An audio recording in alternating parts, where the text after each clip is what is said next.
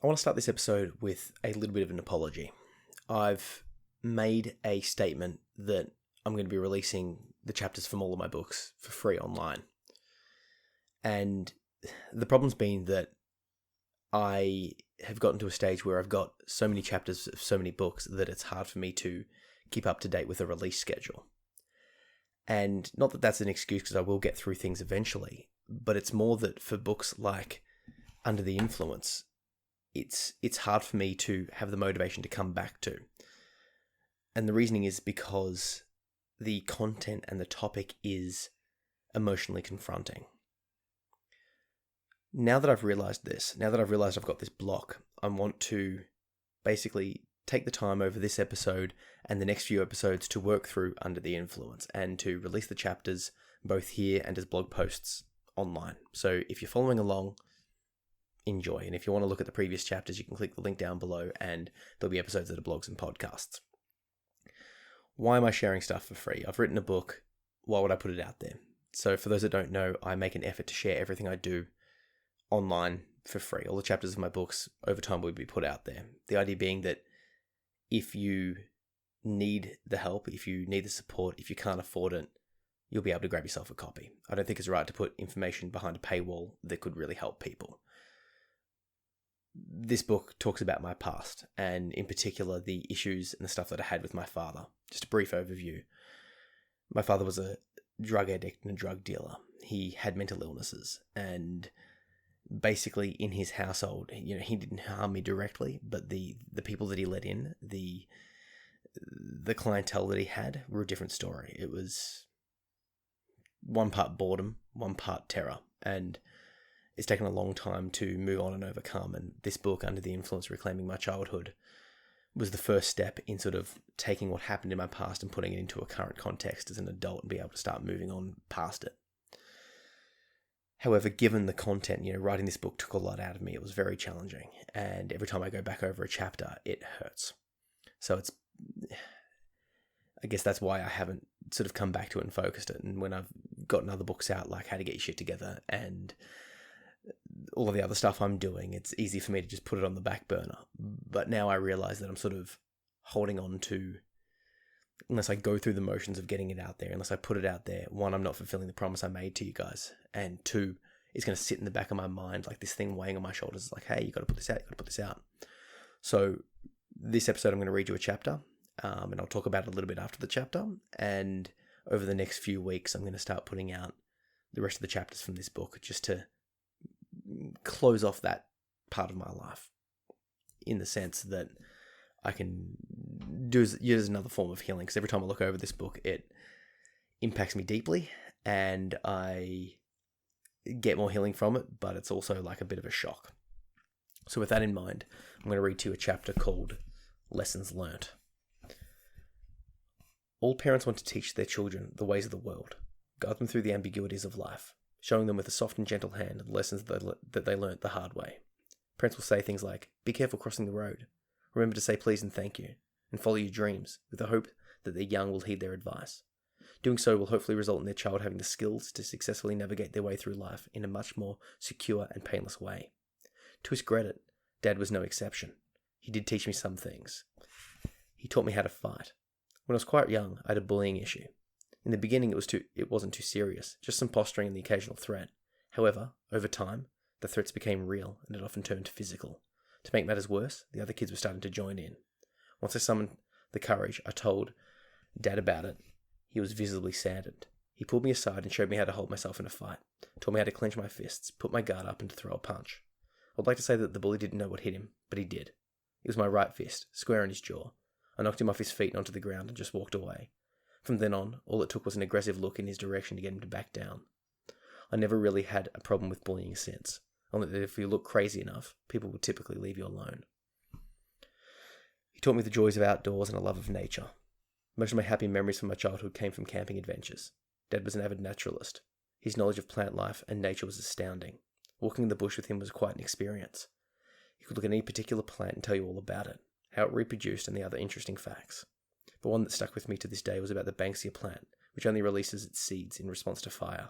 He would talk about the issues of backburning to protect houses contrasted with the natural order of nature, which fire was a pivotal part of. He would concede that yes, it was destructive, but it also cleared way for new life. Being the avid gardener that he was, I was outdoors beside him, repotting seedlings, transplanting cactuses, and learning about the best ways to maintain a worm farm. The love of nature extended to a variety of outdoor activities. There is truly something magical about camping in a secluded area with nothing to disturb you, with no noises to be heard other than the rustling of the trees in the wind, the crackle of the fire, and the flow of a nearby river over rocks. You don't know peace until you've experienced that. However, the most profound learning often comes not from what is said to the child, but what they see and feel. Day-to-day interactions, events, and norms of family life will often have significantly more impact upon the child than the planned lessons that the parents gave to their children. I have a feeling that Dad taught me a lot more than he intended to do. I learned how to grow marijuana plants under UV lights. I learned the best way to fit 5 times the amount of furniture into a room that would typically fit. I learned that all your friends will eventually rob you. I learned how to use a bong. I learned where the spare crowbar was, just in case I needed it to defend myself. I learned that some people will enjoy weed so much they'll use it as a seasoning on their salads. I learned that everyone is addicted to something. I learned to be vigilant in my attempt to avoid touching used needles. I learned that a locked bathroom is a place of safety, and I learned to wake at the quietest sound. Sadly, I learned that the movies are wrong.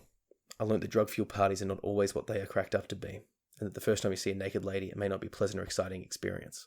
Rather, it can be quite disturbing. I was quite young at the time, perhaps 13 years old, but being the shy kid I was, the thought of a girlfriend was quite a daunting one. I speak to girls my age quite easily, but I become nervous when it came to anything more than friendship. More than once I was embarrassed to say I left the spin the bottle circle to do something better. Sadly, this trend of passing up opportunities to develop a relationship with the opposite sex continued well into my late teens. So I was at my dad's house one night after school, and as usual he was very high, only this time he was having a party.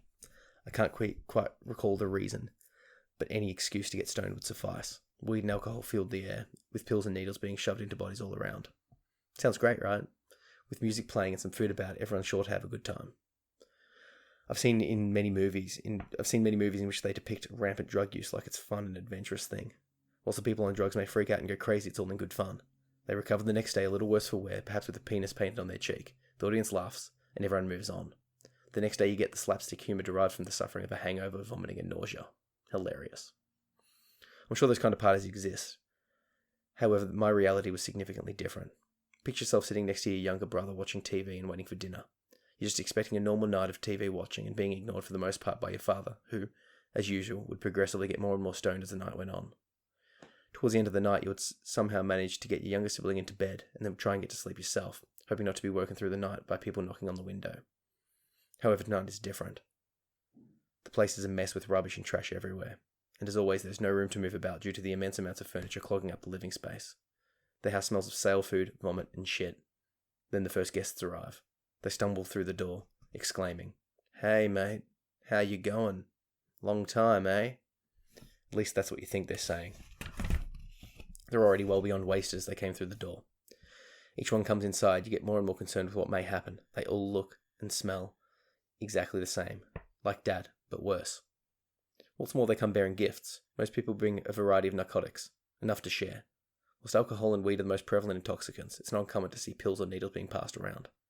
As the night progresses, they become more and more incoherent, rambling incomprehensibly, with significant mood swings and sudden impassioned outbursts. They're all like that one drunk uncle you had to talk to when you were little. You know that one guy who became a bit too tipsy at family gatherings and proceeded to talk to you very loudly about some utter nonsense? The one you were too afraid to walk away from or to tell you to leave alone because they seemed quite emotionally volatile? Imagine a room full of these people, and only these people. No matter where you turn or where you go, you can't escape. They're everywhere, yelling at you, beckoning you to come to them, talking and swearing, getting higher and higher. The sole safe person to talk to is the stranger that is passed out in the corner, so you take a seat by him and wait. Seeing a group of adults getting more and more out of control and feeling helpless is one of the worst experiences ever. There is nothing like leaving one room in fear, only to return to that room moments later because there are many more terrifying things happening in the room next door. Suffice to say, talking to someone who is merely drinking and smoking seems quite substantially safer than being in a room when people are shooting up and passing a needle around. It's hard to adequately describe the average person at one of these events, other than it was like they were not present. Looking into their eyes, you could only see blankness and despair, like a void that couldn't be filled. They were never quite with it, so you could never really tell if you were hearing or not. They'd be constantly looking off at angles rather than directly at you, and seemed quite agitated and edgy. Their movements were slow and deliberate, interposed with sudden erratic gesticulations, making them always seem off balance. From an external sober perspective, the conversations did not flow in the slightest. They'll be simultaneously talking about different topics, changing themes mid-sentence and stopping halfway through words. Yet miraculously, they somehow all managed to believe that they were effectively communicating with each other. In fact, they very much seemed to enjoy each other's company and would bask in the conversations they shared. Perhaps when you take that many drugs for that amount of time, you develop the psychic power to be able to have 10 separate conversations at once with 3 different people and somehow be able to make sense of it. Ranging from philosophy to issues of morality to sporting accomplishments of their favourite teams, as well as to work prospects and other profound observations on the human condition. They discussed it all. Who am I kidding? The main thing they discussed was how high they were, how high they're going to get, and the other times they were high, and their favourite, where to get the good shit. Often, as the night progressed, the concoction of drugs kicked in and the clothes started coming off, hands and lips started going places, and moved closer to each other, which leads me to my first experience of a naked lady. I'm not sure what most young boys imagined their first experience of seeing a naked lady would be like, but I gather it was not this. Leanne was a 5'6", slightly obese, middle-aged woman. Her hair was blonde with significant grey regrowth. She had it styled in small greasy ringlets off to one side, and numerous split ends that suggested that she'd not washed in weeks. She was wearing heavy and trashy makeup that by the looks of it seemed to be day old. It was as if she'd applied layer upon layer of foundation and eyeshadow on top of itself without removing any in between. Her skin has well and truly aged beyond her years, hanging off her face like an ungainly horror mask. It matches her teeth, the ones that remain, that is, which are stained and discoloured. Her eyes are glazed over and are quite bloodshot, with one eye fixed forward whilst the other gazes off to the side. Rather than quickly moving her eyes to look at you, she would slowly turn her whole face towards you, thus ensuring that she'd aligned her good eye so that it's staring directly at you. All down both arms and legs were what looked like bruises interlaced with small holes in her skin. She is, however, dressed to impress. That night she donned a short miniskirt which would make even the most exuberant young partygoer shy away in embarrassment. Up top, she wore a skin-tight halter-neck shirt that revealed most of her back. She was, of course, shoeless, and like everyone else at the party, she wore the overpowering mask of body odour, tobacco, weed, and alcohol. So there I was, sitting in the lounge room, attempting to feign enough interest in the current TV program to dissuade the stone gentleman to my right from talking with me anymore. I figured if I just did the old, yeah, okay, yeah, and kept averting my eyes to the TV, he would eventually get the hint. I couldn't be too overly rude to him, however, as I did not want to anger him. After roughly 15 minutes of this game, I heard a loud ruckus and looked up at the door to the lounge room. Leanne is standing there, topless and turning around. To the disbelief of everyone in the room, she's also in the process of taking her underpants off. Welcome to adulthood. Her breasts hung low with large erect nipples pointing at the ground. Extensive stretch marks reached all around her side, from her armpits to the base of her drooping bosoms. Her stomach fat rolled onto itself and was covered in small brown hairs which proceeded to get more numerous as they joined her pubic hair, which itself was wild and unkempt. I stared frozen in shock as her red lacy underpants quickly came off, releasing a cramped caboose, enough that it dropped a couple of inches. Speaking of which, it too was covered in cellulite and more stretch marks. When she turned to face in my direction, I couldn't help but wonder if all women were as hairy as she was downstairs. It seems like you could have braided it with ease. The room went silent. Even the stone people having 10 conversations at once stopped to look. She entered the room and beckoned someone in the corner. The guy promptly jumped up, and whilst slapping her hard on her exposed droopy ass, he embraced her passionately. Then they turned them and led them into a room down the hallway. My room. The noises that followed informed us of what was happening inside. Lucky man. So there I was, shocked, with nowhere to run or hide. I sat silently while Dad entered the room. Seeing the pale expression on my face, he offered some words of comfort. Don't worry, son, they're not all like that. I was so shocked that I stayed silent, and he left without saying another word. Should have responded with, "Ha ha, oh God, I hope not. Did you see her? If they're all like that, I have dire hopes for the human species." But I was 13. It was my first experience seeing a naked lady. What was I to know? Porn and later girlfriends soon corrected my initial experiences. However, it was a tumultuous few years there of significant uncertainty pertaining to the female form. On a positive note, I learnt that if your first experience is as bad as mine was, you can only really go up from there. Despite everything, the most poignant lesson of all that my dad taught me was to fear addiction. To this day, I can't enjoy much of anything without having a significant fear of substance dependency rising in the back of my mind. I'm worried about my own addictive tendencies. I find myself questioning why I'm consuming the substance rather than just enjoying it. Whilst this will definitely keep me out of trouble in the long run, it's horribly restrictive among friends or at any social event. I'll often find myself unintentionally pacing the room, internally repeating the mantra of, I can't get addicted, I won't be like him. Clearly this internal mood is not congruent to a fun social experience, so when it occurs I have to excuse myself for a while to clear my head. Initially, I tried to push it aside, but this just made it worse. Besides, it's hard to push something aside whilst you're simultaneously trying to prove it right. I remember looking at my pathetically passed out or intoxicated father, knowing that I would never be a slave to addiction as he had. At one stage, I was tempted to take up tobacco cigarettes, and then to quit just to prove myself that I was stronger than he was. Thankfully, I had the sense to not even begin.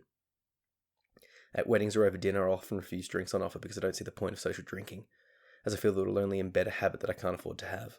When I do drink, I'm filled with anxiety and concern that I'll become an alcoholic. The same is true even for food. Therefore, I often won't consume anything remotely addictive. If I do, I make sure to keep a record of how I'm taking it, so I can track my usages to not let it get out of hand. One of my greatest fears is to become my father, primarily becoming dependent on a substance, and subsequently neglecting my children. Sadly, the most important lesson my dad taught me was not to do in life. In almost every way possible, Dad was a sorry excuse for a human being and a woefully bad father. Sometimes I joke about it because I know that no matter what goes wrong in my life, no matter how badly I mess up, and regardless of what I do, I still won't be at his level of aberration. One of my major life goals is to never become him, and more importantly, never bring children into a world where somebody like him is raising them. I couldn't bear the thought of my children looking at me the way I look at him. So that was a chapter from Under the Influence, Reclaiming My Childhood, called Lessons Learnt. And if you want to read that chapter and the other chapters, it's out now as a paperback, ebook, and audiobook. And if you click the link down below, you'll be able to read this chapter and the other chapters I've released. Like I said, I'm going to be making an effort to put the rest of those chapters out. Revisiting this book is always challenging because, as you can tell, it goes into depth with some of the more poignant and traumatic and challenging moments. And in addition, this was written maybe 3 to 4 years ago now. So how I feel about the events now are different to, how I wrote about them here. For example, I'm far more forgiving of my father now, in the sense that,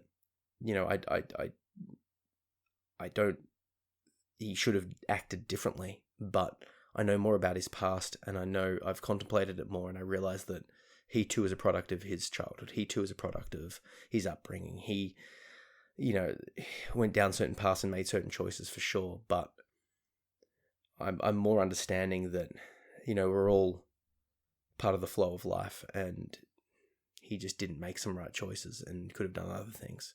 This isn't to say that the things he did was right. It's shocking and abhorrent, but I'm a little bit more understanding towards his plight because he too was struggling. He too faced issues of sexual trauma growing up. He too faced issues of mental health and addiction and all of these things, and he had less supports in place. And perhaps genetically he wasn't as strong. I don't know. But perhaps he didn't have someone fucking up in his life as he fucked up in my life as an example of what not to do. And on that topic, I now have taken to going, okay, I'm not going to take my life and go, I'm not going to move towards your life, as in, I'm not going to be you and that's what my goal for life is. I'm now aiming forward. I'm now looking towards having an abundant lifestyle. I'm now setting goals and dreams and desires and, moving from a place of not just surviving, but to passionately thriving. So revisiting this book sort of makes me feel a bit like the past. It puts me back in that mental state, but I want to try and close the loop here and release it and share it. And on that topic, if you can relate to this book, if you feel these feelings, if you have certain things going on that makes you sort of connect here, I want you to do a couple of things. Number one, read the rest of the book. Number two, if you've got a story to share, I've got a couple of ways that I'd like you to share it. Either contact me on social media at Zach P. Phillips and just tell me directly. But if you feel like you want to share it publicly, I've got a Share Your Story project where people write in like basically a chapter of their life, summarizing a particular part or, their whole journey or whatever they like about mental illness, addiction, trauma, sexuality, stigma, all of that sort of stuff. The idea being that I got a lot of benefit from writing and sharing that, and other people got a lot of benefit from reading my story, and I want to extend that. So if you can relate and you want to share it, click the link down below. I'll put a link to the Share Your Story project, and you can consider sharing your own story and check out the other stories there as well. And like I said, if you want to grab a copy and support what I'm doing here, you can do so. It's out now as a paperback, ebook, and audiobook. But if you just want to check it out for free, it's on my website. So yeah, thanks for listening, guys. Cheers.